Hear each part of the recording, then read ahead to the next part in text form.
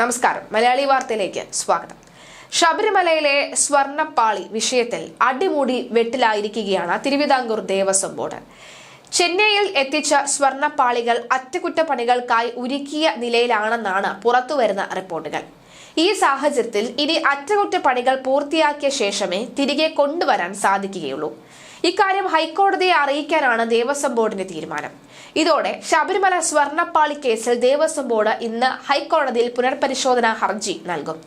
അറ്റകുറ്റപ്പണിക്കായി ചെന്നൈയിൽ കൊണ്ടുപോയ ശില്പങ്ങളുടെ സ്വർണ്ണപ്പാളിക തിരികെ എത്തിക്കണമെന്ന ഉത്തരവ് പുനർപരിശോധിക്കണമെന്ന് ആവശ്യപ്പെടും. അഡ്വക്കേറ്റ് ജനറൽ കേസിൽ നേരിട്ട് ഹാജരാകും.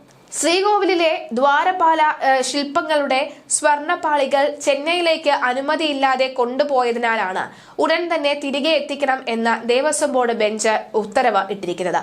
ഈ ഉത്തരവ് പുനർപരിശോധിക്കണം എന്നാണ് ഹർജിയിൽ ആവശ്യപ്പെട്ടിരിക്കുന്നത്. അഡ്വക്കേറ്റ് ജനറൽ കേസിൽ നേരിട്ട് ഹാജരാകും.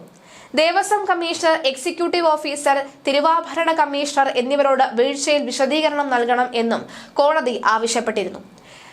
റിവ്യൂ ഹർജി കോടതി പരിഗണിച്ചെങ്കിലും സുപ്രീം കോടതിയെ സമീപിക്കാനാണ് തീരുമാനം.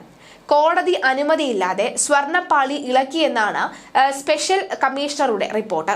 കോടതിയുടെ അനുമതിയോടുകൂടി മാത്രമേ സന്നിധാനത്ത് സ്വർണ്ണപ്പണികൾ നടത്താൻ പാടുള്ളൂവെന്ന ഹൈക്കോടതി നിർദ്ദേശം പാലിക്കാത്തത് ഗുരുതര വീഴ്ചയാണ് എന്ന് വ്യക്തമാക്കിയാണ് കമ്മീഷണർ ഹൈക്കോടതിക്ക് റിപ്പോർട്ട് നൽകിയത്.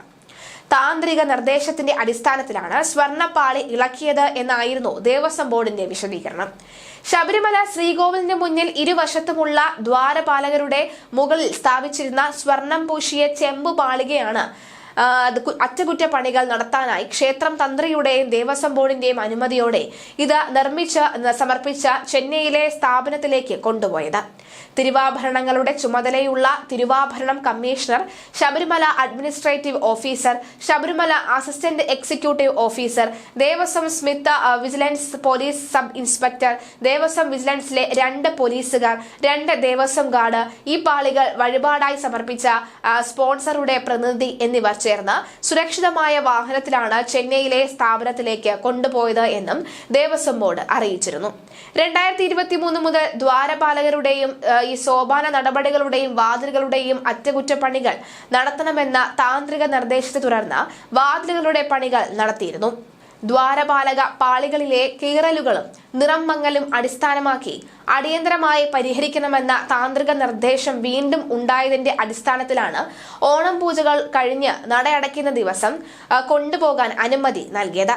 കന്നിമാസം 3-ാം തീയതി ശുദ്ധിക്രിയകൾ നടത്തി തിരികെ സ്ഥാപിക്കാനാണ് തീരുമാനിച്ചത്. മറ്റ് പ്രചാരണങ്ങൾ അടിസ്ഥാനരഹിതമാണെന്നും PS പ്രശാന്ത് വ്യക്തമാക്കിയിരുന്നു. എന്തായാലും കോടതി ഇതിൽ കടുപ്പിച്ചിരിക്കുകയാണ്. പക്ഷേ കോടതി കൊണ്ടുവയ്ക്കാൻ പറഞ്ഞാൽ കൊണ്ടുവയ്ക്കത്തക്ക വിധത്തിലല്ല ആ പാളികൾ നിലവിലുള്ളത് എന്നാണ് മനസ്സിലാകുന്നത്.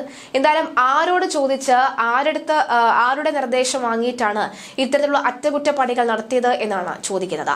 മാത്രമല്ല 40 വർഷത്തോളം ഗ്യാരണ്ടിയുള്ള കാര്യമാണ്. അതെങ്ങനെയാണ് ഇപ്പോൾ കുറച്ച് വർഷങ്ങൾ മാത്രമാകുന്ന ഈ വേളയിൽ എങ്ങനെയാണ് അതിന് മങ്ങലേൽക്കുക നടക്കമുള്ള ചോദ്യവുമുണ്ട്. പൊന്നും വിലയുള്ള ഈ സമയത്ത് തന്നെ അയ്യപ്പന്റെ പൊന്ന് തന്നെ അടിച്ചു മാറ്റാനുള്ള നീക്കമായിരുന്നോ ഇത് എന്ന ചോദ്യവും കുറവല്ല.